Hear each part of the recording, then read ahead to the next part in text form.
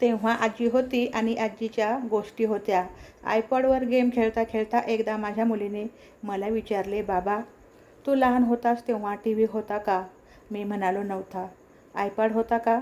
मी म्हणालो नव्हता. मग तू काय करायचास? तेव्हा मी विचार करायला लागलो. खरंच यातले काहीच नव्हते, पण तरीही मस्त दिवस होते. ते कारण तेव्हा आजी होती आणि तिच्या गोष्टी होत्या. माझे लहानपण म्हणजे 1977 ते 1985चा काळ. 1ली ते 8वी या संपूर्ण काळात मला आजी सतत लाभली. संध्याकाळी देवघरात देवासमोर दिवा लागला की मग शुभंकरोती म्हणायचे, त्यानंतर काही ठरवलेले श्लोक म्हणायचे आणि मग काही कविता. असा परवसा झाला की मग मी आणि माझी चुलत बहीण आजीजवळ जाऊन बसायचो. तेव्हा काकांचे घर आमच्या बाजूलाच होते, म्हणून मी आणि अंजू मंजू एकत्रच वाढलो, खेळलो आणि आजीच्या गोष्टीत पण वाटेकरी झालो. आईबाबांना कामासाठी बाहेर जावे लागे. त्यांना घाई असायची. आजी घरीच असायची. तिला नेहमी हवा तितका वेळ असायचा. हे आमच्यासाठी खूप छान होते, कारण सतत तिच्या आजूबाजूला करता येईल. तर परवचा झाला की मग आजीजवळ जाऊन बसायचे आणि आजी गोष्ट सांग म्हणायचे. आजी गोष्टीला कधी म्हणजे कधीच नाही नाही म्हणायची. आता मला आठवते की तेव्हा तर टी व्ही नव्हतेच. लहान असताना आमचे वाचन किती ते असणार. आजीने गोष्टीच्या माध्यमातून आम्हाला रामायण, महाभारत, शिवाजी महाराजांची गोष्ट इतकेच नव्हे तर अगदी इंदिरा गांधीपर्यंत भारताच्या स्वातंत्र्य लढ्याचा इतिहास गोष्टीच्या रूपात सांगितला. तिची गोष्ट सिरियलसारखी चालायची. आज इतकेच, आत्ता पुढचे उद्या म्हटले तिने की मग आम्ही लहान मुले झोपायला जात असू. या गोष्टींचा बहर यायचा जेव्हा उन्हाळ्याच्या सुट्ट्या लागायच्या. उन्हाळ्याच्या सुट्ट्यांमध्ये एक अजून रोमांचक कार्यक्रम असायचा. गोष्ट सुरू व्हायच्या आधी सगळे अंगणात झोपायचे. हो, घरच्या अंगणात.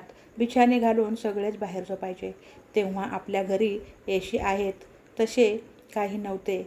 लोखंडांचे स्टँड होते. त्रिकोणी आकाराच्या 2 पायांवर एक आडवी लोखंडी जोडणारी दांडी असलेले 2 स्टँड लावून त्यावर 3 लाकडी पाट्या लावल्या जायच्या आणि असा बिछाना झाला की त्यावर गादी घालून झोपायची तयारी व्हायची. आईने संध्याकाळीच अंगणावर सडा घातलेला असायचा, म्हणून जमिनीतली उष्णता काही कमी झालेली असायची. असे बिछाने लागले की मग त्या बिछाण्यावर बसून मंद हवेच्या झुळकीबरोबर आजीची गोष्ट सुरू व्हायची. जेव्हा 1982मध्ये नागपुरात टी व्ही आले, त्यानंतर काही वर्षांनी आपल्याही घरी टी व्ही आला. त्यात रामानंद सागर यांचे रामायण लागायचे. तेव्हा मला वाटायचे, अरे, ही गोष्ट आपल्याला पूर्ण माहीत आहे, कारण आजीने रंगवून रंगवून ती आधीच सांगितलेली असायची. तसेच महाभारत लागले किंवा भारत एक खोज हे सिरियल नंतर तेव्हा लागायचे. तेव्हा पण गोष्टी तिला माहीतच होत्या. त्यातून कळले की आजीने केवढी मोठीशी दोरी मला देऊन ठेवलेली होती. सुरुवातीला तिने पण आम्हाला चिऊकाऊच्या, कोल्होबांच्या गोष्टी सांगितल्या होत्या. इसापनीतीच्या गोष्टी पण काही सांगितल्या होत्या. पण माझ्या मनात सदैव लक्षात राहतील अशा तिच्या ज्या गोष्टी राहून गेल्या त्या आहेत रामायण, महाभारत, शिवाजी महाराजांची गोष्ट आणि भारताचा स्वातंत्र्य लढ्याचा संपूर्ण इतिहास. तेव्हा आजी म्हणजे जादूची पेटी वाटत असे. तिला इतक्या गोष्टी माहीत होत्या. आता विचार करतो तेव्हा कळते की आजी सतत वाचत असायची. आई सांगते की आजी फक्त 5वीपर्यंत शिकलेली होती, पण नंतर वाचन करून तिने स्वतःला खूप तयार केले, शिकवले. आईच्या कोविदच्या परीक्षेत आजीची खूप मदत झाली. इतके तिचे वाचन अफाट होते. या वाचनातूनच तिने आम्हाला इतक्या गोष्टी सांगितल्या असतील. गोष्ट सांगायची तिची चिकाटी अफाट होती. आजी गोष्ट सांग म्हटले की ती नेहमी तयारच असायची. कोणती गोष्ट सांगू असे तिला कधीच म्हणावे लागले नाही. काल कुठपर्यंत आलो होतो आपण? शिवाजी महाराज आणि संभाजीराजे अफजल खानच्या कैदेत जाऊन अडकले होते काल. बरोबर. मग काय झाले? असे म्हणून तिने गोष्ट सुरू केली की आमची तंद्री लागायची. तिने सांगितलेल्या गोष्टी झोप येईपर्यंत ऐकत राहण्याची. तेव्हा TV नव्हते. TV आले तरी आजी आणि तिच्या गोष्टींची सर TVला कधीच आली नाही. त्यामुळे आम्हाला आजीचा खूप सहवास लाभला. मध्ये मध्ये आजी तिचीच गोष्ट पण सांगायची. आजोबांच्या सरकारी नोकरीमुळे वेगवेगळ्या गावी बदली व्हायची. मग काय काय व्हायचे. समितीमध्ये तिने केलेल्या काही गोष्टी, तिच्या लहानपणीच्या काही गोष्टी, तरीही त्या मला आत्ता आठवत नाहीत आणि सतत हळहळ वाटते की आपण आजीला तिची पूर्ण गोष्ट तेव्हा विचारली नाही. तिच्याबद्दल आपल्याला खूपच कमी माहिती आहे आणि आत्ता विचारायची पण सोय नाही, कारण आत्ता आजीच नाही. मला वाचनाची सवय आजीमुळे लागली, यात शंकाच नाही. मला आठवते की शासकीय जिल्हा ग्रंथालयातून आई कादंबऱ्या आणायची आजीसाठी आणि त्या दोघी तेव्हा त्या मराठी कादंबऱ्या वाचायच्या.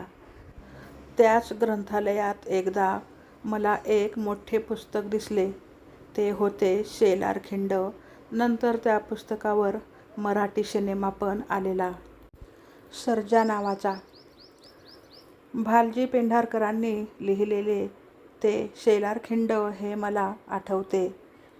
असे पहिले मोठे पुस्तक असावे जे मी पूर्ण वाचून काढले होते. त्यानंतर माझे वाचन कधी थांबलेच नाही. नेहमी वाचताना आधी आपल्याला माहीत असलेले पडताळून पाहायची सवय होती. आजीने सांगितलेलेच असल्याने गोष्टी बऱ्याच माहीत होत्या. त्यात अजून काय झाले हे शोधून काढायला मज्जा यायची. आजकाल असे झाले आहे की TV आणि फोन आल्याने लोकांचा खूप वेळ त्यातच जाऊ लागलाय. त्यामुळे आजीच्या गोष्टी हरवत चालल्या आहेत.